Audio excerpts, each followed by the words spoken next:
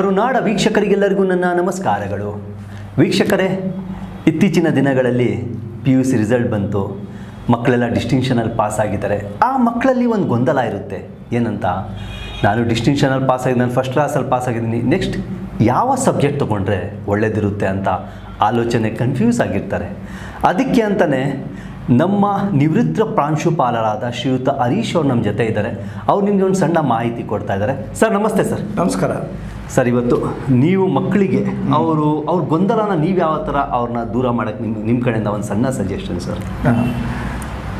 ವೀಕ್ಷಕರಿಗೆ ನಮಸ್ಕಾರ.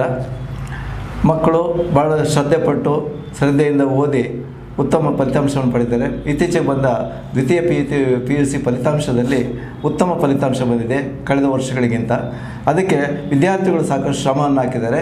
ಮತ್ತು ಪೋಷಕರು ಕೂಡ, ತಂದೆ ತಾಯಿಗಳು ಪೋಷಕರು ಅದಕ್ಕೆ ಹೆಚ್ಚಿನ ಒಂದು ಬೆಂಬಲವನ್ನು ಕೂಡ ಕೊಟ್ಟಿದ್ದಾರೆ ಅವರ ವಿದ್ಯಾಭ್ಯಾಸಕ್ಕೆ. ಹಾಗಾಗಿ ಅವರು ಉತ್ತಮ ಫಲಿತಾಂಶ ತರಲಿಕ್ಕೆ ಸಾಧ್ಯವಾಗಿದೆ. ಸೊ ಇದಕ್ಕೆ ಒಂದು ಸರ್ಕಾರ ಮಾಡಿದಂಥ ಅನುಕೂಲ ಮತ್ತು ಪೋಷಕರು ಕೊಟ್ಟಂಥ ಬೆಂಬಲ ಇವುಗಳನ್ನು ಉಪಯೋಗಿಸ್ಕೊಂಡು ವಿದ್ಯಾರ್ಥಿಗಳು ಒಂದು ಸಾಧನೆ ಮಾಡಿ ಉತ್ತಮ ಫಲಿತಾಂಶವನ್ನು ಪಡೆದಿದ್ದಾರೆ.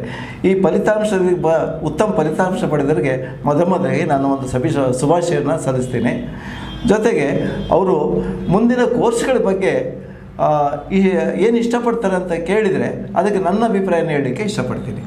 ಸರ್, ಇವಾಗ ಮಕ್ಕಳು ನಾನು MSc BSc BCom ಹೌದು ಆ ಥರ ನಾವು ಕೋರ್ಸಸ್ ಮೇಲೆ ಆಸಕ್ತಿ ಇಟ್ಕೊಂಡಿರ್ತಾರೆ. ಅಂಥ ಮಕ್ಕಳಿಗೆ ನೀವು ಅವ್ರಿಗೇನು ಸಜೆಷನ್ ಮಾಡೋಕ್ಕೆ ಇಷ್ಟಪಡ್ತೀರಿ, ಹೇಳೋಕ್ಕೆ ನೋಡಿ, PUC ಆದ ನಂತರ ವಿದ್ಯಾರ್ಥಿಗಳು ಒಂದು ಪದವಿ ಕೋರ್ಸ್ಗಳನ್ನ ಆಯ್ಕೆ ಮಾಡ್ಕೊಳ್ಬೇಕಾಗುತ್ತೆ, ಡಿಗ್ರಿ ಕೋರ್ಸಸ್ನ ಆಯ್ಕೆ ಮಾಡ್ಕೊಳ್ಬೇಕಾಗುತ್ತೆ. ಈ ಡಿಗ್ರಿ ಕೋರ್ಸಸ್ಸಲ್ಲಿ 3 ವಿಭಾಗ ಇದೆ.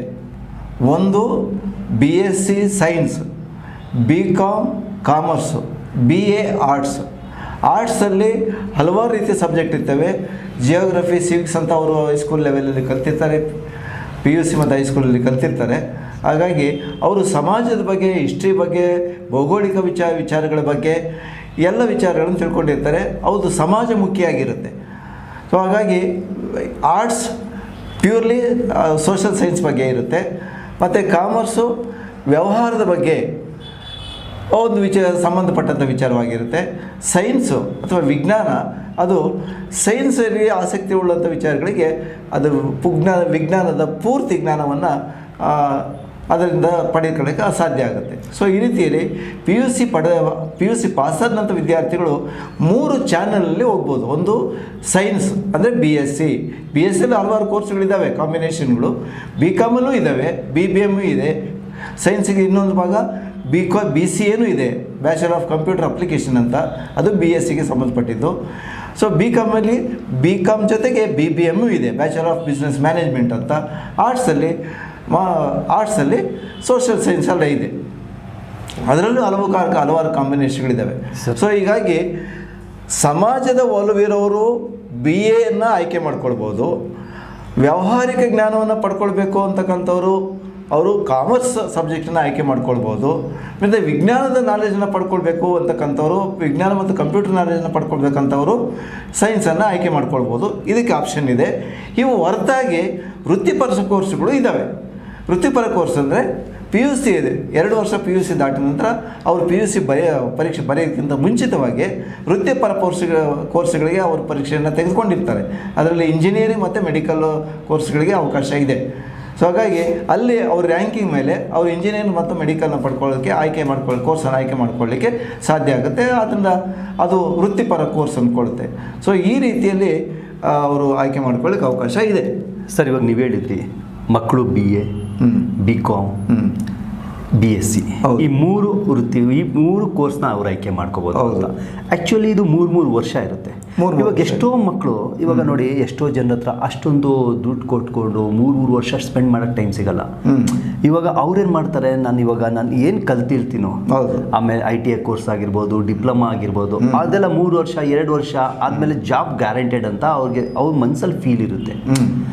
ಅಂಥ ಮಕ್ಕಳಿಗೆ ಈ ಎಜುಕೇಷನ್ ಅನ್ನೋದ್ರಲ್ಲಿ ಈ ಟೈಮಲ್ಲಿ ಅವರು ಯಾವ ಥರ ಡಿಸಿಷನ್ ಆದರೆ ಇದು ತೊಗೊಂಡ್ರೆ ಒಳ್ಳೇದಾ, ಇಲ್ಲ ಈ ಥರ ITI ಡಿಪ್ಲೊಮಾ ಆ ಥರ ತೊಗೊಂಡ್ರೆ ಅವ್ರಿಗೆ ಜಾಬ್ 100% ಗ್ಯಾರಂಟಿಡ್ ಆಗಿ ಅವ್ರಿಗೆ ಜೀವನ ರೂಪಿಸ್ಕೊಳ್ಳೋಕೆ ಒಂದು ದಾರಿ ಸಿಗುತ್ತಾ? ವಿದ್ಯಾರ್ಥಿಗಳಿಗೆ ಮತ್ತು ಪೋಷಕರಿಗೆ ನಾನು ಹೇಳೋ ವಿಚಾರ, ವಿದ್ಯಾಭ್ಯಾಸ ಜ್ಞಾನದ ಸಂಪಾದನೆಗಾಗಿರಬೇಕೇ ಹೊರತು ಗಳಿಕೆಗಾಗಿ, ಹಣ ಸಂಪಾದನೆಗಾಗಿ, ಆಸ್ತಿ ಸಂಪಾದನೆಗಾಗಿ ಇರ್ಕೊಡ್ದು. ಅದು ಒಂದು ಆಲೋಚನೆ ಆಗಿರಬೇಕು. ಅದು ವಿದ್ಯಾಭ್ಯಾಸವನ್ನು ಪಡ್ಕೊಂಡ ನಂತರ ಅವು ತಾನಾಗಿ ಹಂತ ಹಂತವಾಗಿ ಎಲ್ಲ ಸಿಗ್ತವೆ, ಅದನ್ನೇ ನಿರೀಕ್ಷೆ ಮಾಡಬೇಕಾದ್ದಿಲ್ಲ. ಆದರೆ ಉದ್ಯೋಗನೇ ಪಡ್ಕೊಳ್ಬೇಕು, ಹಣನೇ ಗಳಿಸ್ಬೇಕು ಅಂತಕ್ಕಂಥಲ್ಲ, ಮೂಲತಃವಾಗಿ ವಿದ್ಯಾರ್ಥಿಗಳಾದವರು ಜ್ಞಾನ ಸಂಪಾದನೆಯನ್ನು ಮಾಡಿದರೆ ಅವರು ಯಾವುದೇ ಕ್ಷೇತ್ರವನ್ನು ಆಯ್ಕೆ ಮಾಡಿಕೊಳ್ಳಿ, ಯಾವುದೇ ಕೋರ್ಸನ್ನು ಆಯ್ಕೆ ಮಾಡಿಕೊಳ್ಳಿ, ಅವರು ಜ್ಞಾನವನ್ನು ಸಂಪಾದನೆ ಮಾಡಿಕೊಂಡ್ರೆ ವಿಜ್ಞಾನಂ ಜ್ಞಾನಂ ತದಾತಿ ವಿನಯಂ ಅನ್ನಗೆ ಅವರಲ್ಲಿ ಯಾವಾಗ ವಿನಯತೆ ಇರುತ್ತೆ ವಿದ್ಯೆ ತಾನಾಗೆ ಬರ್ತಾ ಇರುತ್ತೆ. ಹಾಗಾಗಿ ಅವರು ವಿನಯತೆ ಎಷ್ಟು ಬೆಳೆಸ್ಕೊಳ್ತಿರೋ ವಿದ್ಯೆ ಕೂಡ ಅದೇ ರೀತಿಯಲ್ಲಿ ಅವರು ದೇವರು ದಯಪಾಲಿಸ್ತಾರೆ.